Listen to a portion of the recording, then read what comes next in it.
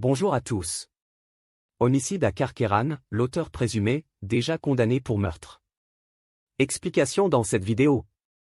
Myriam G. engage sa voiture sur le boulevard Gérard Philipe.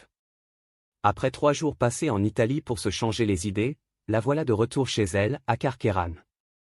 Près de Toulon, son coffre rempli de vin et de fromage à partager. Il est 16h20 quand elle arrive au mobil-home qu'elle habite depuis son divorce, où l'accueille Sébastien Drozen, son nouveau compagnon. Il l'aide à défaire ses bagages, à déballer les provisions, puis Myriam sort son chien, Ben, pour une balade en bordure des champs. Plus tard, à 18h45, elle fait une partie de pétanque avec son petit-fils Tom, le gamin de sa fille Monica, qui loge dans le mobil-home voisin. La nuit est maintenant tombée, ce jeudi 19 octobre. Il est temps de préparer le dîner. Myriam débouche une bouteille, mais avant même qu'on ait goûté au parmesan ou au gorgonzola, voilà que la soirée prend un tour inquiétant. Un camion de pompiers vient de se garer en haut du chemin, tout feux allumés. Il se passe visiblement quelque chose dans la grosse villa avec piscine des voisins, Nicole Savona et son mari.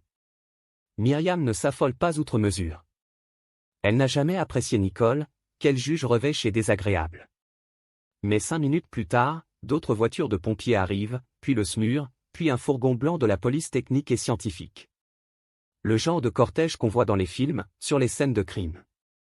Myriam et Sébastien échangent un regard par-dessus leur plateau de fromage italien. Depuis quelque temps, le bruit court dans le quartier que le mari de Nicole Savona, un industriel de la métallurgie, aurait l'intention de divorcer. Y a-t-il eu une dispute entre eux? Des coups échangés? Pire? Oh putain, ça craint. Lâche Sébastien Drozen. Ça craint, en effet.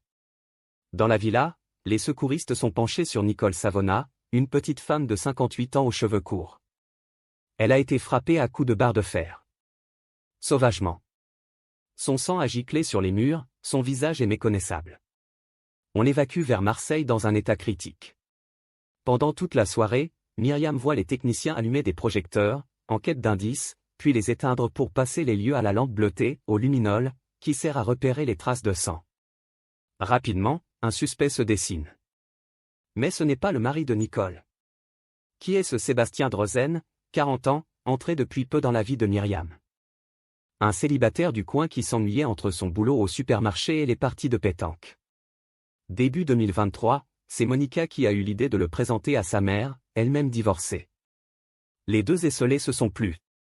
Myriam, qui est aide ménagère, propose à Drozen de faire quelques petits travaux pour elle, de s'occuper du poulailler, du jardin. Très vite, il refuse qu'elle le paie. Et malgré leur importante différence d'âge, elle finit par céder à ses avances. Le 8 mai 2023, pour la première fois, Sébastien passe la nuit dans le mobil-home. Puis il s'y installe avec ses valises. Dans cette idylle naissante, il y a toutefois une zone d'ombre. Myriam sait qu'avant de la connaître, Sébastien Drozen a porté un bracelet électronique. Pourquoi? Oh, des petits trafics de coke. Mais je n'y touche plus. Elle se contente de cette réponse, d'autant que Sébastien se révèle le compagnon idéal. Il lui offre des roses, sort le chien le matin, fait le ménage, les lit au carré. Bref, il est aussi prévenant qu'affectueux. S'il avait moins de charme, Myriam s'inquiéterait sans doute plus. Pourquoi Sébastien abandonne-t-il soudain son emploi au supermarché, sans explication? Un jour, il lui raconte qu'il entretient désormais des propriétés de luxe dans l'arrière-pays. Le lendemain, qu'il retape des voitures dans un garage. Le plus souvent, Myriam ne le voit pas sortir de la journée. Où trouve-t-il l'argent pour lui offrir des cadeaux coûteux? Un soir, il lui rapporte un collier et des boucles en or, sans écrin. Tu ne les as pas volés au moins? Plaisante Myriam. Sébastien se vexe, fait la tête, si bien qu'elle met sa méfiance en veilleuse. Jusqu'à ce qu'un ami l'alerte, en juin dernier. Tu devrais faire gaffe à ton mec, il a déjà tué quelqu'un. Sur Internet, Myriam découvre la triste vérité. En 2009, Sébastien Drozen, 25 ans, vivait encore chez ses parents, en Ille-et-Vilaine. Accro à l'héroïne, il devait 4 000 € à son dealer, un certain Nathanaël Diallo. Le 15 avril, une bagarre éclate entre les deux hommes, Diallo veut son argent, mais ne récolte que 2 coups de couteau en plein cœur. Drozen tente ensuite de faire disparaître le corps. Sans succès. En 2012, Les jurés des assises de Rennes, choqués par ces mensonges, lui infligent une peine plus lourde que celle requise, 16 ans de réclusion. Voilà la condamnation que Sébastien terminait de purger quand il a croisé la route de Myriam. « Tu comptais m'en parler quand » lui demande-t-elle, furieuse. « Je n'y arrivais pas, j'avais peur que tu me quittes. » Amère et déçue, elle le met à la porte, mais il lui adresse des messages suppliants, demande à la revoir, à s'expliquer. « C'était quand j'avais 20 ans. J'ai payé ma dette. Je n'ai même pas pu assister aux obsèques de mes grands-parents parce que j'étais en prison. » Myriam s'attendrit et le reprend chez elle. Après tout, leur couple est harmonieux, ils ne se disputent jamais. Pas comme les voisins, qu'on entend constamment s'engueuler dans la grosse villa d'à côté. Mais ça ne va plus durer. Hospitalisée d'urgence après sa terrible agression, Nicole Savona décède le 30 octobre des suites de ses blessures. En apprenant la nouvelle, Sébastien Drozen blêmit. « Avec mon passé, ils vont me coller ça sur le dos. » S'affole-t-il. « Je n'ai rien fait. Je ne veux pas retourner en prison. » Myriam s'efforce de le calmer. Quand il est convoqué une première fois par la crime de Toulon, elle le rassure. « Ne t'en fais pas, tu as fait une connerie à 20 ans, ça ne fait pas de toi un coupable. » Mais Drozen est fébrile. Il siffle un whisky dans un bar pour trouver le courage d'aller parler aux flics. À la sortie de l'audition, en revanche, il plastronne. « Ils m'ont cru. C'est gagné. » Triomphe prématuré. En réalité, les policiers n'ont fait que le tester. Ils détiennent contre lui une preuve accablante.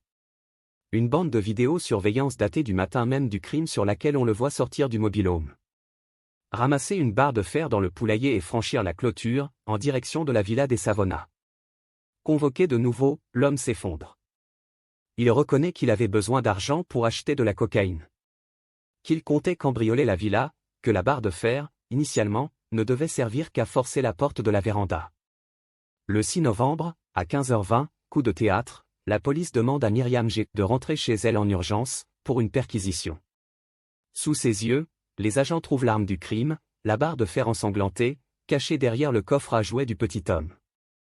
Placée en garde à vue, l'aide ménagère conteste avoir été complice de quoi que ce soit. Mais les enquêteurs ont un doute. En apprenant l'agression ultra-violente de sa voisine, n'a-t-elle vraiment pas soupçonné son meurtrier de compagnon? Les deux femmes ne s'aimaient pas, c'est peu de le dire. Myriam G aurait-elle poussé son amant à s'en prendre à cette voisine, pendant qu'elle se forgeait elle-même un alibi avec ce séjour en Italie? Cette hypothèse n'a pas été étayée. Mais toutes les pistes restent pour leur envisager, selon une source proche de l'enquête. Sébastien Drozen et Myriam G demeurent présumés innocents, cette dernière n'étant, de plus, pas poursuivie par la justice. Merci d'avoir regardé, n'hésitez pas à partager la vidéo avec vos amis et à vous abonner à notre chaîne pour ne manquer aucune de nos futures vidéos.